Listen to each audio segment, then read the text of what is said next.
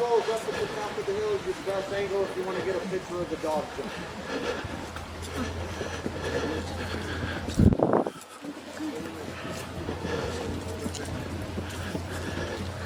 Got plenty of room at the very top of the hill if you want to go up there. That's where you get your best picture of the dog jump.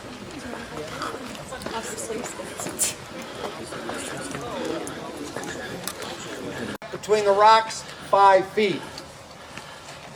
Now, Mr. H.H. Bennett that brought you the Witch's Gulch actually came down out of Canada as a carpenter to help build the cities here. The Civil War broke out. He went in to serve. His weapon misfired, damaged his right hand. He could no longer hang on to a hammer.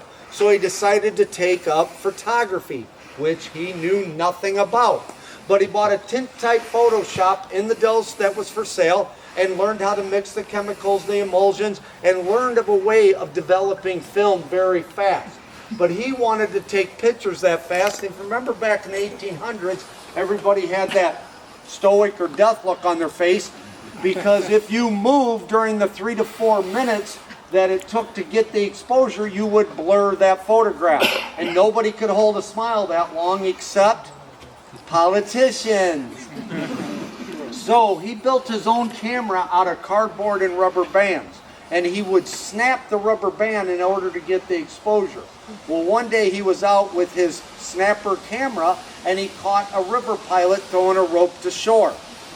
Caught that rope in midair. Took that photograph to New York for the photo competition that year, and everybody's like, great picture. Except it's fake. You can't take pictures of moving objects, they'll blur. He goes, no, I invented a new camera. They go, no, you had string holding the rope up. So he came back to the Dells to figure out a way to prove to everybody he indeed invented the shuttered camera we use today.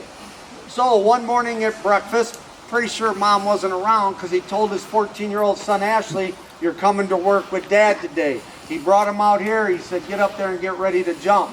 He put the snapper camera on that tripod on that ledge behind us. And he got ready, told Ashley to jump. Ashley jumped. He snapped the rubber band, developed the film. Ashley had just taken off. Jump again. Ashley jumped again. Snap, develop. Ashley had already hit the other side. Somewhere between 17 and 20 jumps later, he got the famous photograph of Ashley leaping the chasm in midair. Took that photo to New York, won the photo competition, and proved to everybody he indeed invented the shuttered camera or stop action photography as we know it today. Up until 1940, all of you would have got a shot at jumping that gap. Then the lawyers and the insurance companies got involved and said, no more customers jumping, it's a bad idea. So the boat companies at that time got together and decided the guides would jump. Another bad idea. So when it was just the Dells boat tour companies left, they built kennels up on top of the rock up there.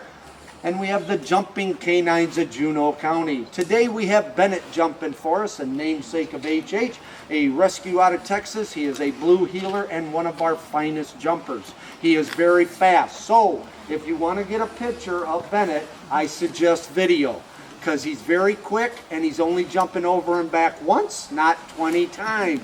And then you can pull that one frame out of your video that he is midair. So if you want to get your cameras out, get your video rolling, I'll let Bennett know it's time to jump. You ready? No. No? Who's that? Okay. Are we good now? Yeah. Everybody good? Yeah. Okay, Bennett!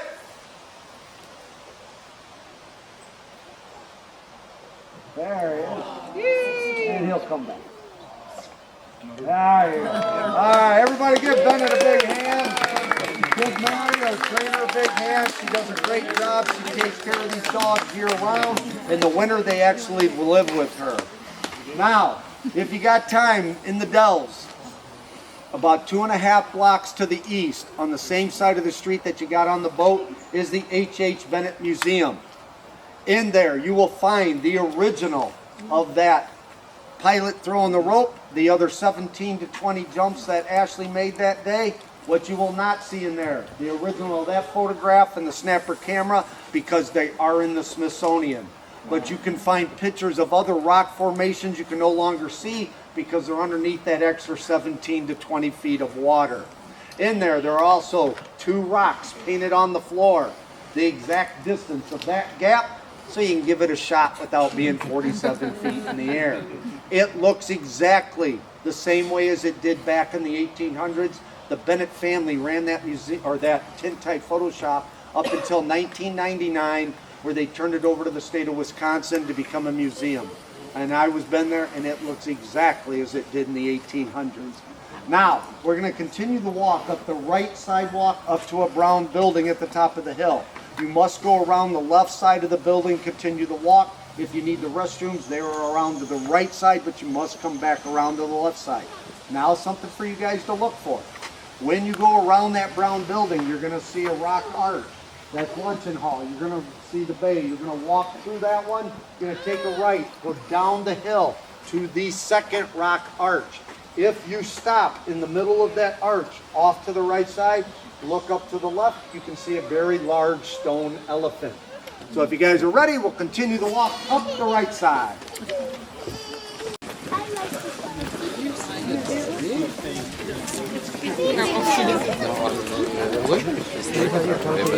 I don't know if she knew what she was, yeah. Oh, we got people carving into there. Jody.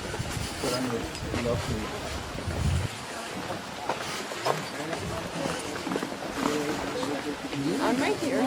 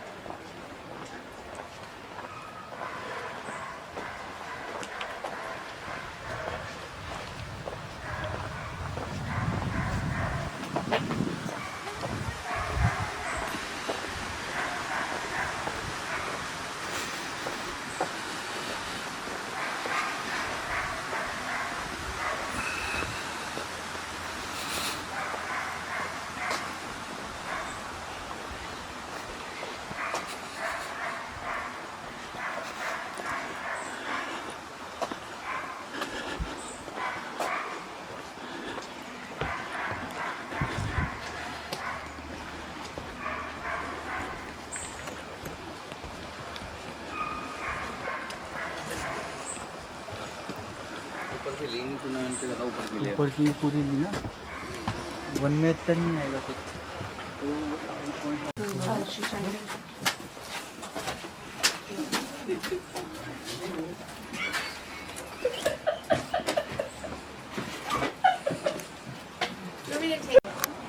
Here's Brian. Here's your. Okay. Just a moment, then I'll.